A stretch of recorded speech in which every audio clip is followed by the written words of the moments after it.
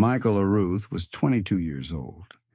At that exact moment, he was trapped inside a tiny metal compartment at the very back of a B-17 flying fortress 4 miles above Nazi Germany. The temperature was 58 degrees below zero. He couldn't feel his feet anymore. The shrapnel that had just torn through the aluminum skin of his turret had shredded his oxygen line and smashed into his left arm like a sledgehammer made of molten steel, and outside his guns, 50 German fighter planes were lining up in formation, preparing to finish what they'd started. Michael Arooth grabbed the triggers with his one good hand and squeezed until his knuckles turned white.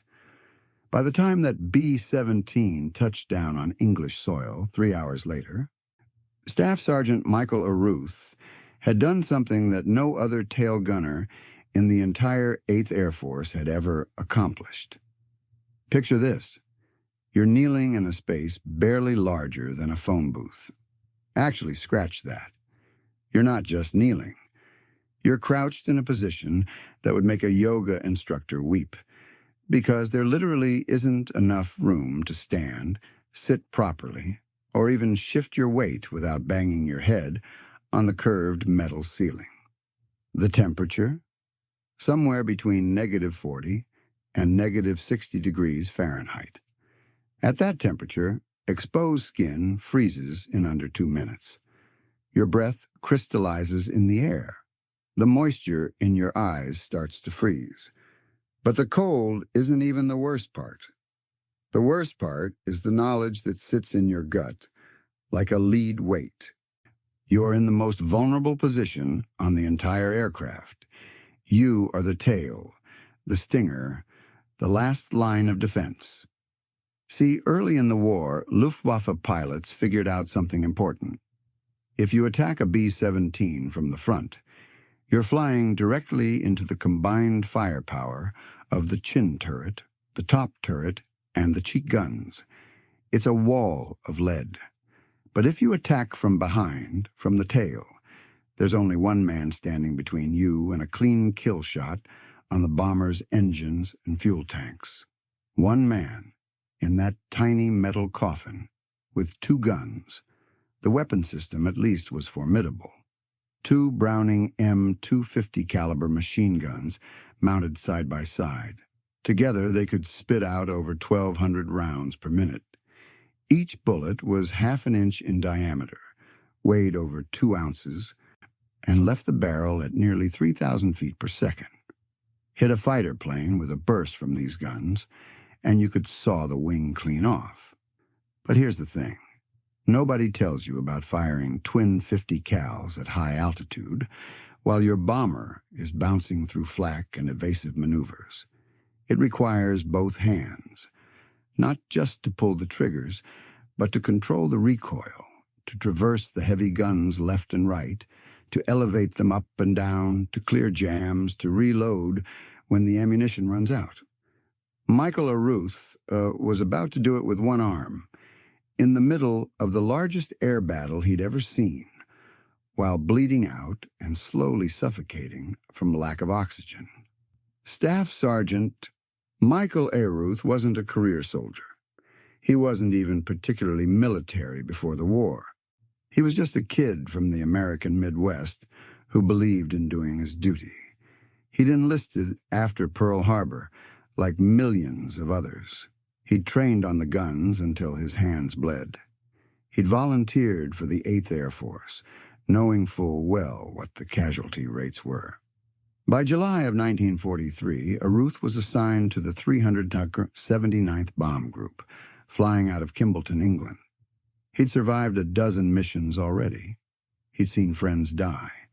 He'd seen bombers explode in midair, seen parachutes that never opened, seen empty bunks in the barracks that would never be filled again. July 30th, 1943. The target, Kassel, Germany. A vital industrial city deep in the heart of Nazi-controlled territory, home to factories producing tank components, aircraft parts, and locomotives for the Wehrmacht. The mission briefing that morning was grim. Intelligence reported heavy flak concentrations along the entire route. Luftwaffe fighter groups were known to be based in the area, including some of Germany's most experienced and aggressive pilots. And to make matters worse, this was going to be a deep penetration raid, meaning the bombers would be beyond the range of friendly fighter escorts for a significant portion of the mission. Translation? The B-17S would be on their own, and the Germans would know it. Arooth climbed into his tail position before dawn. The routine was always the same. Check the guns, load the ammunition belts, test the interphone system, verify the oxygen supply, put on the heated suit, the flak vest, the leather helmet. The takeoff was smooth.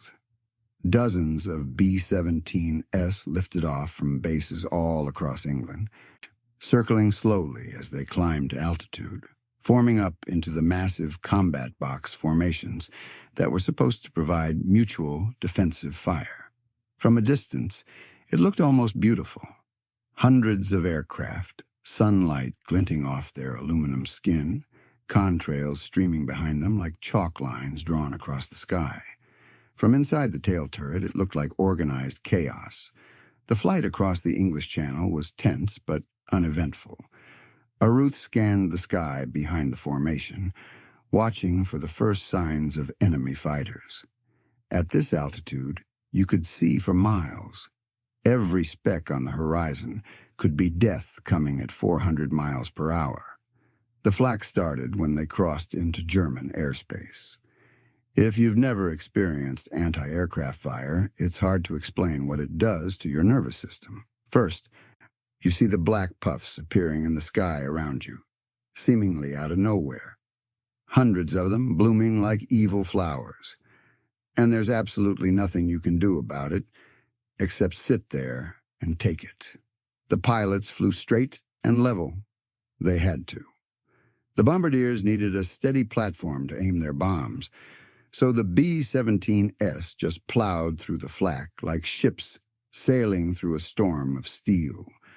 The fighters came 10 minutes from the target. Arooth swiveled his guns, searching. Then he saw them. Dozens of small, dark shapes diving down from the sun. Focke-Wulf 190s and Messerschmitt 109s, the Luftwaffe's best. The sky erupted with tracer fire. The entire formation opened up, every gunner on every bomber firing at once. The noise inside the tail turret was indescribable. The twin Fifties were hammering, shaking the entire gun mount, drowning out every other sound. Empty shell casings were raining down, pinging off the metal floor. The smell of cordite was so thick Arooth could taste it through his oxygen mask. And then the formation broke. It happened fast. A B-17 to their right took a direct hit from a fighter's cannon, the No. 3 engine exploding in a spray of fire and metal. The bomber fell out of formation, trailing smoke and flames. Two more fighters immediately swarmed it like sharks drawn to blood. Within seconds, it was going down. But that break in the formation was all it took.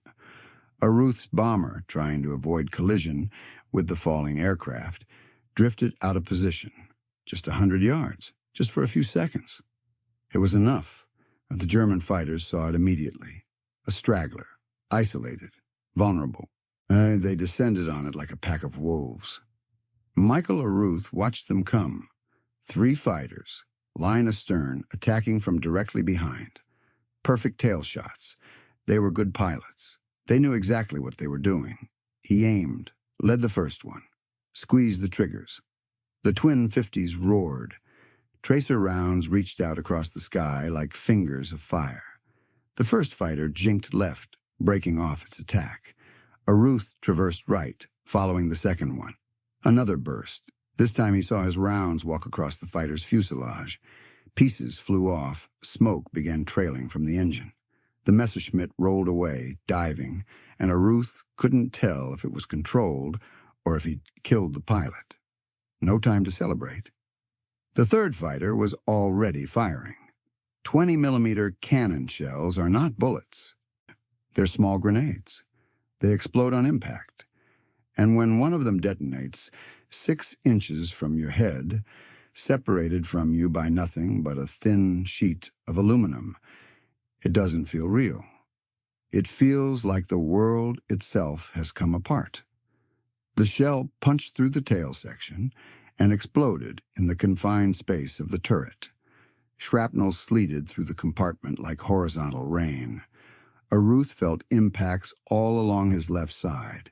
His oxygen hose severed with a hiss. Warning lights began flashing, and his left arm suddenly felt like someone had hit it with a baseball bat wrapped in barbed wire and set on fire. He looked down. Blood was already soaking through his flight suit. His arm was useless, hanging limp, fingers unresponsive. The pain was a white-hot spike driven through his shoulder, but that wasn't even the immediate problem. The immediate problem was that he couldn't breathe. At 25,000 feet, the air is too thin to sustain human life. You need supplemental oxygen or you die. It's not negotiable. And Arooth's oxygen supply had just been cut off. He had maybe 3 minutes before hypoxia would shut down his brain, maybe less. He fumbled for the emergency oxygen bottle with his right hand, found it, brought it to his face, took a desperate breath. The flow was weak, just a trickle, but it was enough to keep him conscious. Barely. His left arm was completely dead. He tried to move it. Nothing. It just hung there, a useless weight. And every time the aircraft bounced through turbulence, fresh waves of pain shot through his shoulder. The interphone was crackling with panicked voices from other crew positions. The waist gunners were screaming about more fighters coming in. The ball turret gunner was yelling that his hydraulics were hit. The pilot was calling for everyone to sound off, to report damage, to hang on. Arooth reached for his throat mic, tried to respond, then realized the interphone line had been cut by the same shrapnel that had destroyed his oxygen system. He was completely cut off from the rest of the crew. They had no idea if he was alive or dead back there. He was alone. The fighters were still coming. Through his gun sight, Arooth could see them repositioning. They'd seen the damage. They'd seen the tail turret go silent. They thought they'd killed him. Now they were coming in for the final kill, lining up shots on the bomber's engines and control surfaces. He had a choice to make. He could try to crawl forward to the waist gunner section, get help, get proper medical attention, maybe save his arm. The crawl would take maybe 2 minutes if he was fast, even injured. By the time he got there, the fighters would have torn the bomber apart. Everyone would die. Or he could stay, he could fight, with one arm, while suffocating, while bleeding, against impossible odds. It wasn't really a choice at all. Michael Arooth wedged his injured left shoulder against the gun sight mount, using it as a brace to stabilize the guns. He gripped the right-hand control with his good hand. He took a shallow breath from the emergency oxygen bottle. And when the first German fighter came into range, he started firing. What happened next would be analyzed by military historians for decades. It would be studied in gunnery schools. It would become the stuff of legend among bomber crews, and Michael Arooth himself would never be able to fully explain it. Kill number 1 came at 14:32 hours, a Messerschmitt 109, attacking from 6 o'clock low, pilot assuming the tail gun was out of action. Arooth let him get close. Closer than was safe. Closer than was sane. At 200 yards, he opened fire. The burst was short, controlled, precise. The fighter's canopy shattered. The plane immediately pitched forward into a dive and kept diving, straight down trailing pieces. Arooth never saw a parachute. Kill number 2. 30 seconds later. Another Me-109, this one smart enough to attack from a slight angle, trying to avoid the dead zone directly behind the bomber. But Arooth had been doing this job for months. He knew the ballistics. He knew how much to lead a target moving at 400 miles per hour. He traversed the gun mound using his shoulder as a pivot point, grimacing through the pain and fired another burst. This time he saw the rounds stitch across the fighter's wing root. The wing folded, the aircraft cartwheeled, and then it was just debris tumbling through the sky. The German pilots started to realize the tailgun was very much still alive. They changed tactics. Instead of slow, aimed approaches, they started making high-speed passes, firing quick bursts and then breaking away before Arooth could get a bead on them. It was smarter. It was safer. But it also meant their aim was worse. The bomber was taking hits, but nothing critical yet. Arooth kept firing. Every trigger pull sent vibrations up his arm, through his braced shoulder, straight into the shrapnel wound. Every time the guns recoiled, fresh blood oozed from under his flight suit. The emergency oxygen bottle was running low. His vision was starting to narrow again, the edges going dark. He could feel his heart hammering in his chest way too fast. The first signs of hypoxia and shock. He didn't care. He just kept shooting. Kill number 3. A Focke-Wulf 190 made the mistake of lingering too long in his firing arc, probably thinking he was out of ammunition. Arooth proved him wrong with a sustained burst that lasted almost 3 seconds, an eternity in aerial combat. The fighter's engine literally came apart, pieces flying off in every direction, oil streaming back over the canopy. The pilot bailed out immediately. Arooth watched the parachute deploy and disappear below them. 3 confirmed kills. By any measure, that was already an exceptional performance for a tail gunner. Most went their entire combat tour without shooting down a single plane. 3 in one mission was almost unheard of. Arooth wasn't done. The barrels of the twin Fifties were glowing cherry red now. He could see it, even in daylight. They were overheating badly, pushed far beyond their design limits. If he kept firing at this rate, they might warp, might even burst. But if he stopped firing, they'd all die anyway. So he kept firing. Kill number 4 came when a Me-109 tried to attack from directly below, climbing up into the bomber's blind spot, and then pulling up for a snapshot at the belly. What the pilot didn't account for was that Arooth could depress his guns farther than most tail gunners bothered to. He tracked the fighter through the climb. He waited for the exact moment when it hung there, nose high, airspeed bleeding off, and then he fired. The burst hit the fighter's fuel tank. The explosion was visible even through the glare of the sun. For a moment, the attack stopped. The German fighters pulled back, regrouping, reassessing. They'd lost 4 aircraft to a position they thought was neutralized. Arooth used the lull to check his guns. Both were still functioning, but barely. The ammunition belts were running low. He had maybe a few hundred rounds left, total. His left arm had gone completely numb now, which was actually a blessing because it meant the pain had stopped. The emergency oxygen bottle sputtered, then died. Empty. He was back to breathing the thin, useless air at altitude. His vision started to tunnel again. The edges of his sight went gray, then black. He was looking through a shrinking circle of clarity, like peering down a pipe. And then the fighters came back. All of them at once, a coordinated attack from multiple angles. This was it. The Luftwaffe pilots were done being cautious. They were throwing everything they had at this one stubborn bomber and its impossibly stubborn tail gunner. Fighters were coming in from 6 o'clock high, 6 o'clock low, 5 o'clock, 7 o'clock, a swarm, a cloud of them. Arooth couldn't track them all. His oxygen-starved brain couldn't process the tactical situation anymore. He wasn't thinking. He was just reacting. Point, fire, traverse, fire, another target, fire. The guns hammered. Shell casings piled up around his feet, ankle deep, making it hard to keep his balance. Smoke filled the turret, acrid and choking. His good hand was cramping on the trigger, locked in a death grip. Kill number 5. He never even saw it properly.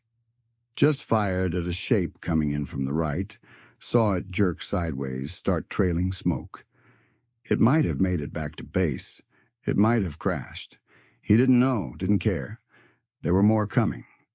Kill number 6. This one he remembered. A Focke wolf that came in too steep, too fast, overcorrecting from a previous pass. Arooth barely had to lead it. Just put the sight on the nose and squeezed. The rounds went straight through the cockpit. The fighter continued on the same trajectory for a few seconds, the dead pilot's hands still on the controls before it slowly rolled, inverted, and fell away. Kill number 7. The last one. A Me-109 that had circled around for another attempt. Pilot probably low on ammunition. Making one final run. Arooth's guns were almost empty. The barrels were so hot that the metal had discolored, warped slightly. He had maybe 20 rounds left in the belt. He aimed, fired. The burst was short, ragged, but it was enough. The fighter's tail section came apart. The aircraft went into an uncontrollable spin. And then, just like that, the attack was over. The German fighters broke off, pulled away, disappeared back into the gray European sky. Maybe they were out of ammunition. Maybe they'd taken too many losses. Maybe they'd decided this one bomber, this one tail gunner, wasn't worth any more of their lives. Arooth slumped against the gun mount. His right hand finally released the trigger. The guns fell silent. In the sudden quiet, he could hear his own ragged breathing, and I could hear the wind howling through the shrapnel holes in the turret, could hear the steady drone of the engines as the wounded bomber turned for home. He'd done it. He'd held them off. The bomber was still flying. The crew was still alive. He closed his eyes. The flight back to England took almost 3 hours. 3 hours at high altitude with no oxygen. 3 hours with his left arm hanging useless and blood-soaked. 3 hours not knowing if the bomber would hold together, if the engines would keep running, if they'd make it. Arooth drifted in and out of consciousness. The hypoxia made everything feel distant, dreamlike. Sometimes he was back in training, listening to an instructor drone on about gun maintenance. Sometimes he was a kid again, back home, before the war. And sometimes he was right there in the tail turret, watching the empty sky behind them, waiting for fighters that never came. The bomber descended slowly as they crossed back over the English Channel. The lower altitude meant more oxygen. Arooth's head started to clear. The pain in his arm came roaring back, no longer numbed by shock and oxygen deprivation. He tried to move it. Still nothing. The whole limb was cold, unresponsive, possibly beyond saving. The pilot brought them in on a wing and a prayer. The landing was rough, the damaged bomber bouncing hard on the runway before finally settling. The engines wound down. The propellers stopped spinning. And for the first time in 10 hours, there was real, blessed silence. The crew started evacuating immediately. The waist gunners, the radio operator, the navigator, everyone scrambling out, expecting to find the tail section shot to pieces and the tail gunner dead. Instead, they found Michael Arooth, slumped over his guns, barely conscious, soaked in blood, surrounded by a mountain of spent shell casings that came up to his knees. His eyes were open. He was alive.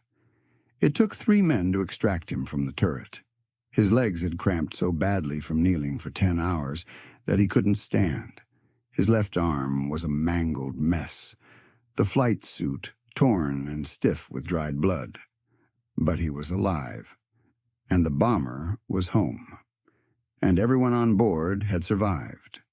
The ground crew counted the bullet holes, over 200 of them. The tail section looked like it had been used for target practice. How the thing had stayed in the air was a minor miracle. Then they checked the gun camera footage and the combat reports from other aircraft in the formation. The intelligence officers didn't believe it at first. 7 enemy fighters shot down by a single tail gunner in a single mission with a critical injury while suffering from hypoxia. It was impossible. People didn't do things like that. But the evidence was there. Gun camera confirmed 3 kills outright, full destructions captured on film. Witness statements from other bombers confirmed 4 more damaged aircraft, at least 2 of which were seen going down. The math checked out. The impossible had happened.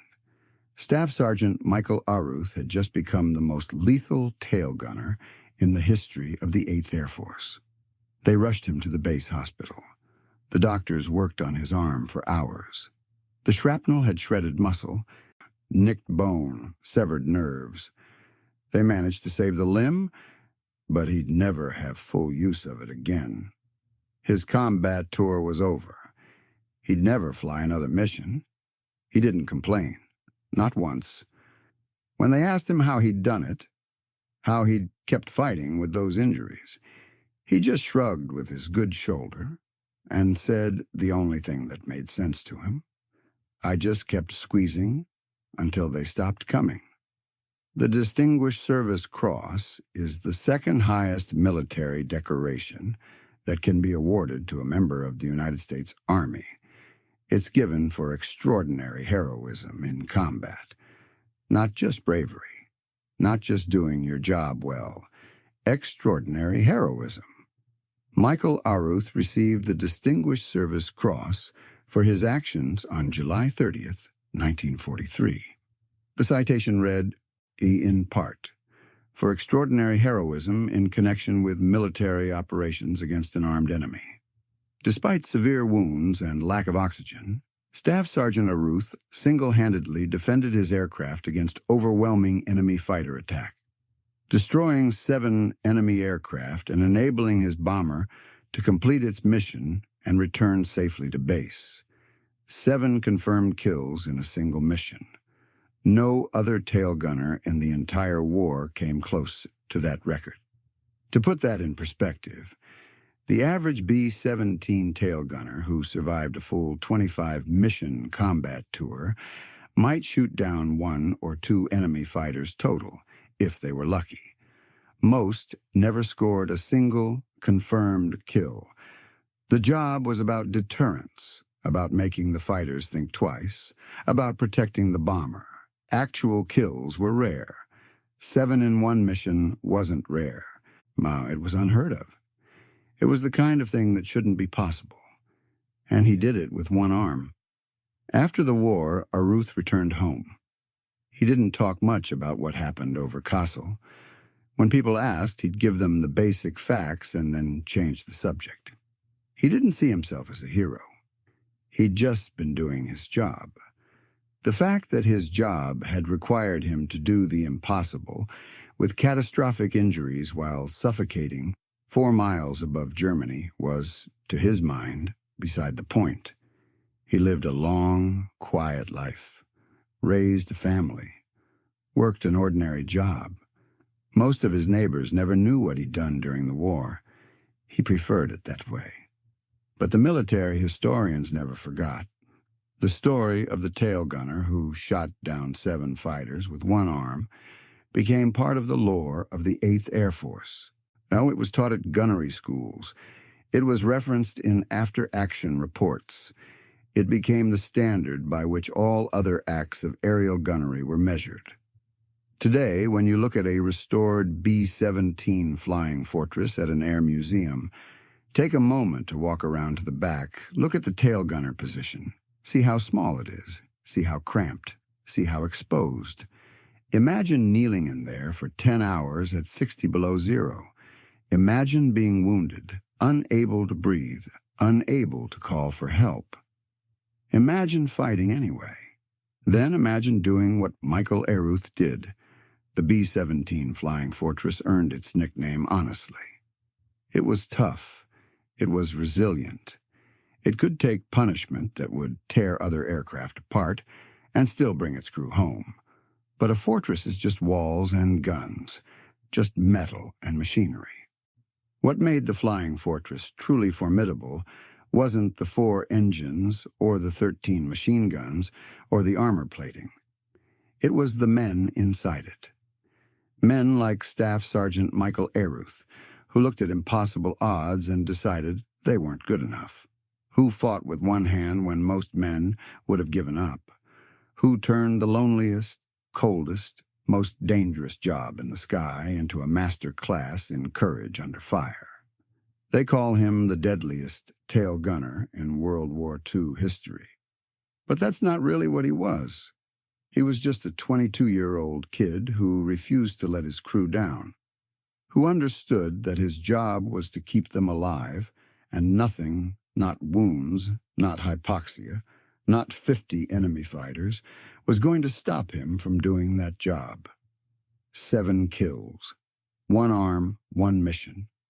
Extraordinary heroism doesn't even begin to cover it.